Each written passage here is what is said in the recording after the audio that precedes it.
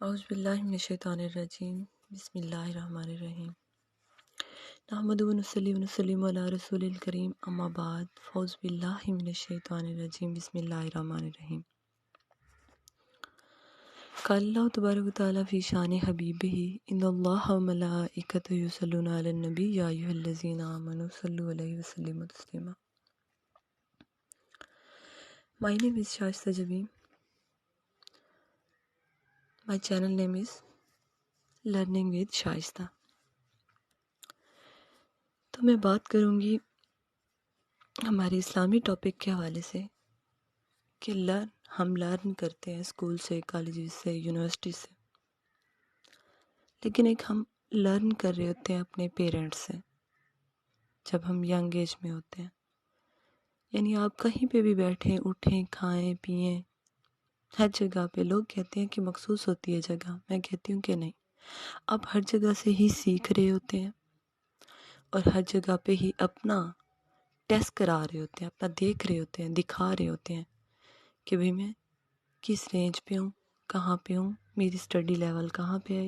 یعنی انسان اپنا ظرفی پوائنٹ ہر جگہ شو کر رہا ہوتا ہے. ٹھیک ہے کہ ایک کلاس ہوتی ہے، وہاں پہ انسان سیکھتا ہے،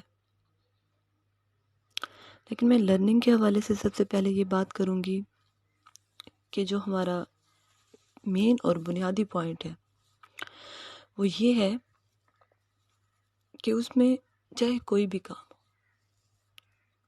اخلاص، بنیادی چیز اخلاص ہے. کسی ایک نئی جگہ پہ مثال کے طور پہ آپ جاتے ہیں تو وہاں پہ آپ کسی ایک کو بھی نہیں جانتے،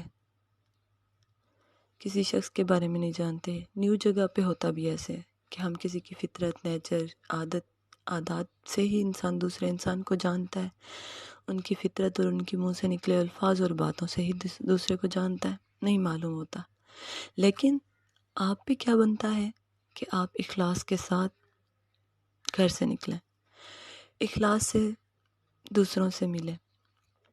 اخلاص وہ چیز ہے جس کے بارے میں آپ کو بتاتی چلوں کہ اخلاص کے معنی حضرت سعید بن جبیر نے یہ بتلائے ہیں کہ انسان اپنے دین میں مخلص ہو کے اللہ کے سوا کسی کو شریک نہ ٹھہرائے اور اپنے عمل کو خالص اللہ کے لیے کرے، لوگوں کے دکھلانے یا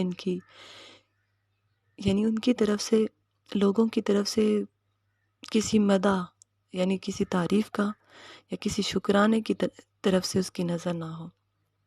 ہمارے پاس بزرگوں نے فرمایا ہے کہ اخلاص ایسا عمل ہے جس کو نہ تو فرشتے پہچان سکتے ہیں، نہ شیطان. وہ صرف بندے اور اللہ تعالیٰ کے درمیان ایک راز ہے.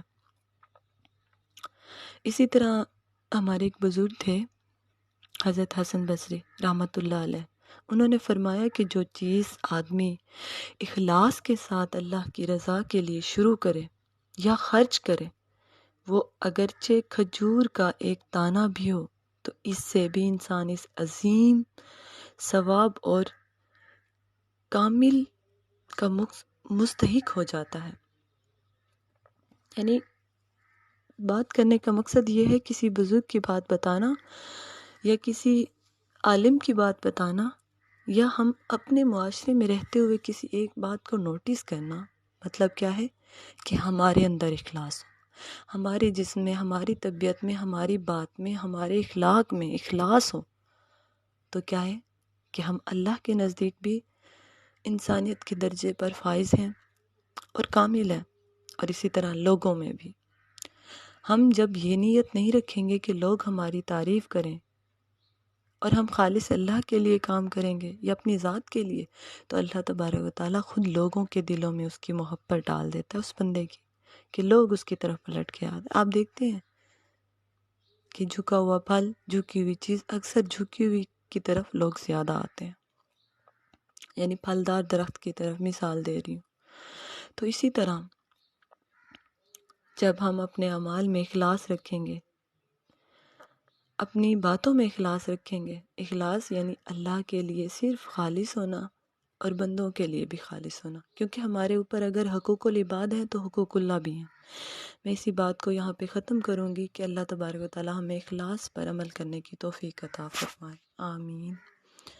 انشاءاللہ ملیں گے نیکسٹ ویڈیو کے ساتھ لرننگ وتھ شائستہ جبیں. اللہ حافظ.